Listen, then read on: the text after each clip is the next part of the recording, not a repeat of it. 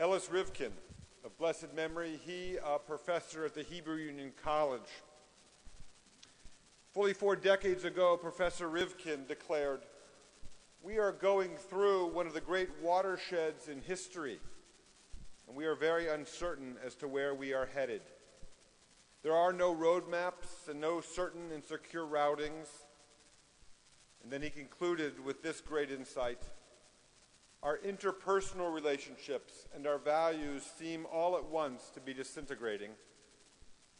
Ellis Rivkin was, in those first days of the 1970s, he was addressing the nation's increasing dissatisfaction and fraying trust with our government, and all he saw proceeding from that breach. But as Professor Rivkin shared his understandings of the seriousness of those events, he reserved his greatest words of concern for the value we place on our interpersonal relationships. And tonight, this is my great concern as well. As you came into the building this evening, I hope you were greeted and welcomed warmly, and I hope also that you were gently encouraged to put your phone away. Even more than that, perhaps to power it off. Silence is golden. Airplane mode next to godliness.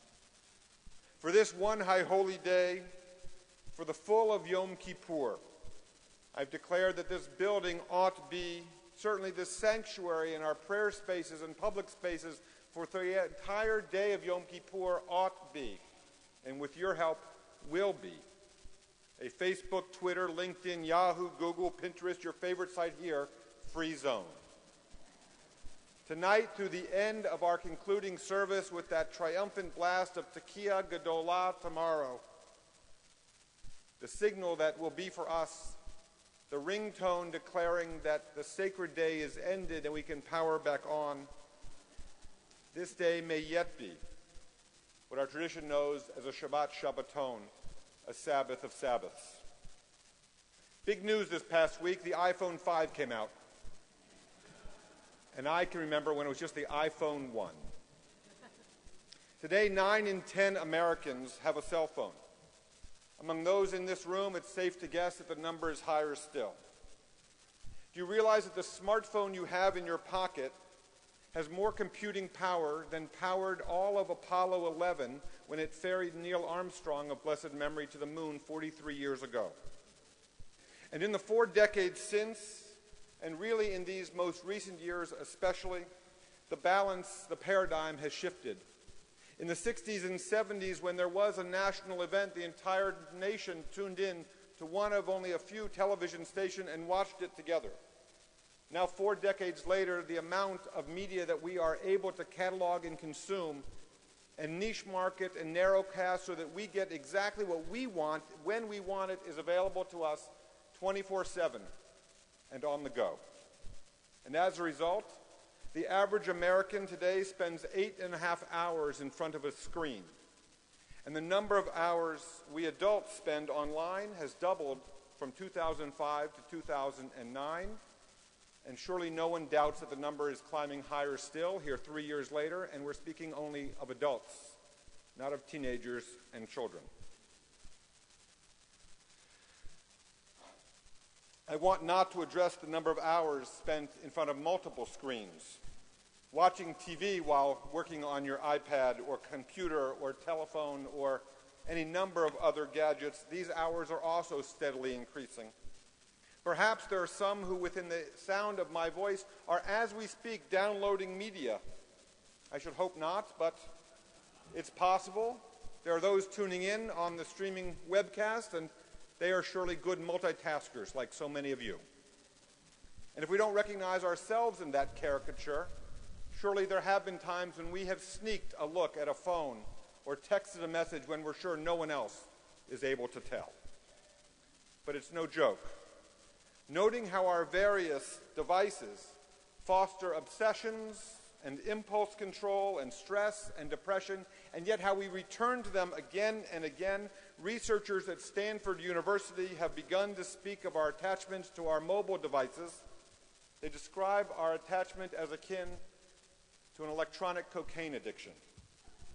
Now, this may surprise many of you, but 1 in 4 of you check your phone every 30 minutes, And you won't be surprised, and don't laugh, there is one of 5 of us who check every 10. If studies are to be believed, fully a third of us would report anxiety were we to be separated from our phones for even a short period of time. One study revealed that people are more concerned about losing their phones than their wedding rings. You see, the way that our constant, seemingly never-ending relationship with our machines, our computers, our laptops, our tablets, our Nooks, our Kindles, our Fires, our iPads, our iPhones, they are changing us, how we think and what we expect, how we relate and how we feel about ourselves. They are changing, these devices are, who we are. Do you realize that there are now diagnosed cases documenting this from Tel Aviv University, a condition that is now being called internet-related psychosis? And the journal Pediatrics recently noted a rise in a new phenomenon that they have called Facebook depression. There is now a preponderance of research demonstrating a direct link between internet usage, instant messaging, emailing, and texting, and depression among adolescents. And the coup de grace.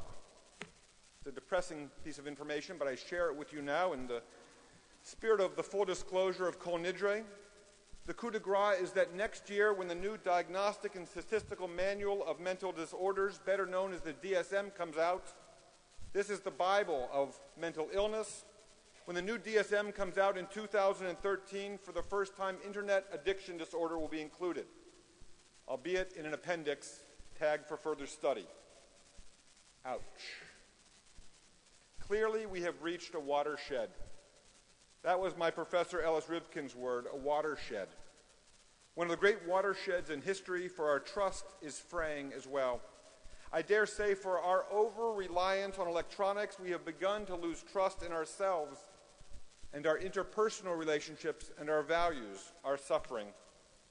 You need only, if you don't believe my words, you need only reflect on your own initial reaction to my request that you make, at least while you're in this building, in this sanctuary, for this service, on this day, for what might amount to 2 hours. You might reflect on your own reaction to the notion that you should turn that phone all the way off.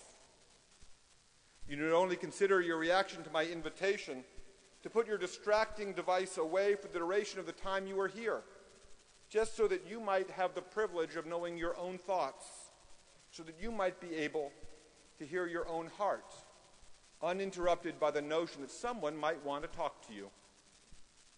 Across the Western world, physicians and caregivers are beginning to speak openly of an epidemic of loneliness. According to one recent study, roughly 20% of Americans, some 60 million of us, report being unhappy with their lives because of loneliness. In 1985, just 10% of Americans said they had no one with whom to discuss important matters, while 15% reported only one such confidant. By 2004, 8 years ago, by 2004, a quarter of our population had nobody to talk to, and fully 1 in 5 had but a single friend. 8 years on, do we imagine it's improved? There is a website that recently was covered in the New York Times. It's called iTiggy. In this web-based application, users, of whom there are already some 300,000, users log on when they have experienced a missed connection, when they have seen someone with whom they had hoped to introduce themselves or come to know better, but the person got away. You can log on to this website after having such a missed connection, and if the other person also logs on reporting their own missed connection, then the app facilitates the actual meeting of these star-crossed would-be friends. It sounds clever, until you realize that the site's founder stated that there would be no use for this whatsoever if people had the time and the courage to say something to one another. And yet, I think we are moving toward that shift when people actually prefer to engage with others online, over the internet, rather than speaking face to face. It would seem that within our self-constructed worlds of instant and absolute availability, we are today living a degree of isolation that would have been unimaginable to our grandparents, to say nothing of our ancestors. We're all suffering this But you needn't take my word for it. It's your experience too, is it not? As one internet executive put it, people don't just feel addicted, they feel isolated as well. Already at the end of the 1990s, scholars started calling the contradiction between the increased opportunities we have to connect with the fact that we lack for true human contact. Since the 1990s, already 20 years, scholars have been calling this the internet paradox. But perhaps it's no paradox at all. In fact, according to Marshall McLuhan, it's quite easily understandable. He explains simply, when things come at you very fast, naturally you lose touch with yourself. Breaking news comes over the wire constantly. The news feed is relentless and ever beckoning. The sheer volume of media that's available to catalog and consume, and the omnipresent games and texts and instant messages and chats and videos and emails, to say nothing of real phone calls, they are all insistent and seemingly without end. Inevitably, all this availability, coupled with an immediacy bordering on emergency, what with all of our gadgets' many bells and whistles and chimes and pings and rings and updates, all this keeps us on the proverbial edge of our seats. So we might want to add anxious to addicted and isolated. And you begin to see the problem. Bottom line, we need a day's rest, at least. Technology is an amazing addition to our lives, but clearly there are significant concerns that come in its wake. Many have been documented. A rising narcissism, the sexualization of our culture, a deleterious effect on workplace and domestic productivity. It is well known that in recent years we have seen our attention spans growing shorter across the age spectrum. And those of us who live with or work with children are starting to notice an increasing lack of civility and social grace among them. These are but a few of the implications of our cell phone age, and they are worthy of our attention. However, the issue I rise to share with you tonight is none of these. Rather, I stand before you to share the same concern as was raised by Rabbi Abraham Joshua Heschel some 60 years ago, when first he expressed concern that we had become too focused on what he dubbed our technological civilization. Abraham Joshua Heschel was, of course, concerned that for our overfocus on technology, we might miss out on appreciating the splendor of other experiences and relationships. Heschel's concern echoes a story of the intellectual founder of modern orthodoxy, Rabbi Samson Raphael Hirsch. According to legend, late in his life, German-born Rabbi Hirsch took an arduous trip overland to Switzerland, explaining his decision to close his books, which were the latest technology of his day, by explaining that when he appeared before God, he would not be asked whether he had been productive in his studies or prosperous in business, but rather God would ask of him simply, "Have you seen my Alps?" For this, he traveled to Switzerland. For Rabbi Heschel and Rabbi Hirsch before him both understood that from time to time it is necessary to silence the world that insists on intruding. Without silence, Pablo Picasso quotes, no serious work is possible. And insofar as solitude has long been associated with transcendence, we may perhaps can better appreciate the biblical motif wherein a seeker journeys in silence and solitude, ever returning with profound insights. And it is in search of silence and insight and inspiration, I dare suggest, that each of us has come here this night. But we won't find what we seek if we are unable to hear for our unwillingness to be silent and to listen. I've asked you to unplug tonight and tomorrow while you're here. It will be your decision if you check for messages as you head for the door or on the car ride home, rather than actually having a conversation with the person with whom you are journeying. It will be your decision whether to go online late at night or first thing in the morning, hoping to connect with an online presence when no one else is aware, by counterintuitively distancing ourselves from the very people whose attention we desire most. The problem with what's called digital intimacy is that the problem with this kind of immediacy that makes all of us available 24/7 is that ties we form over the internet are not, in the end, the ties that bind. They're just ties that preoccupy. A connection is not the same thing as a bond. And so on this night of confessions, let us admit that we are in desperate need of respite from an ersatz connectivity and are in dire need of a reinvestment of emotional treasure in our truest relationships. Who here can claim that we, and I put myself in this number, you should understand, who among us can claim that we would not benefit, you and I, and our relationships would not be the better were we to occasionally disconnect from our devices and instead make the decision to reconnect with another human being? It is what I refer to as our need from time to time to forget to Facebook and to remember to relate. What could happen, however, if we were to unplug for now, for just a single day? What could happen if we were willing to unplug for the day, thereby making more intimate and authentic relationships with ourselves and with one another possible? The quiet powering down will bring may initially feel unfamiliar. Perhaps it will even unsettle. As we've discussed, some of us will feel anxious thereby. But wait. Wait, and the uncomfortable feelings will pass. You'll remember what silence feels like once more, and the quiet will come, and then the connections. For a series of tests recent years has shown that after spending time in quiet, we are able to exhibit greater attentiveness, a stronger memory, and generally improved cognition. Allowed to rest, our brains become both calmer and sharper. And even more than this, powering down will allow us to become more caring and loving. For it turns out that empathy, our ability to connect emotionally with other persons, empathy depends on neural pathways that are inherently slow. The very neural pathways our high-speed lives have such little time for. Clearly, when technology helps us to improve our relationships, connecting us across great distances and allowing us to be in touch anywhere and anytime, when technology facilitates fealty, helping us to strengthen our relationships, it is a phenomenal tool.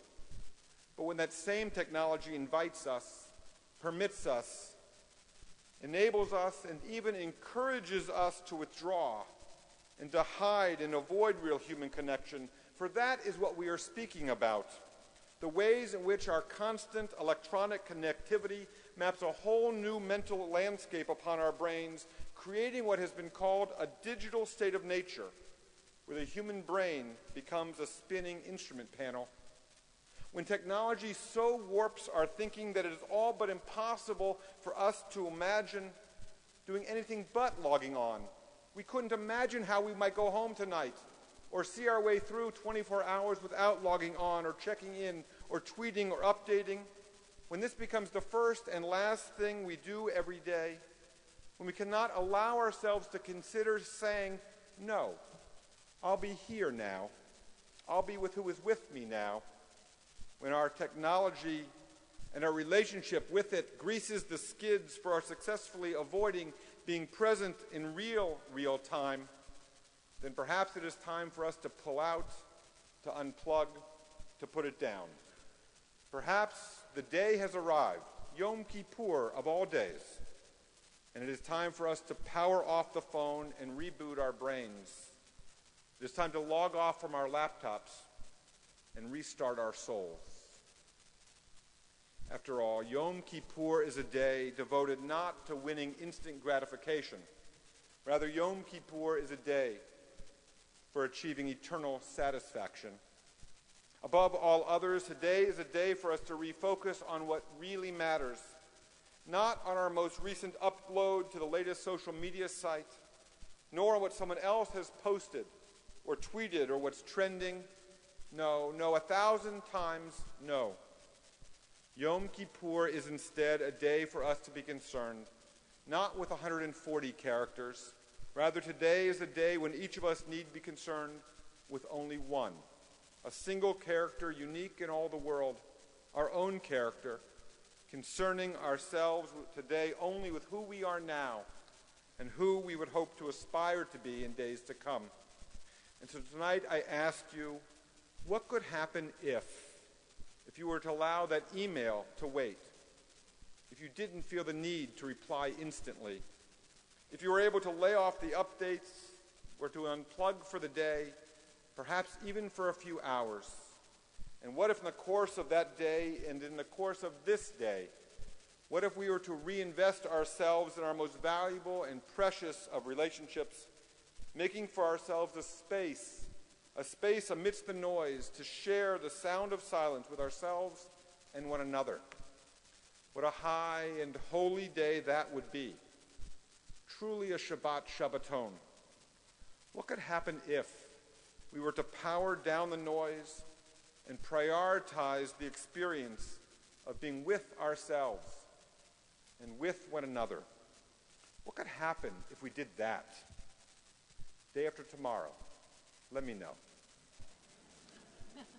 Gemar Chatima Tova.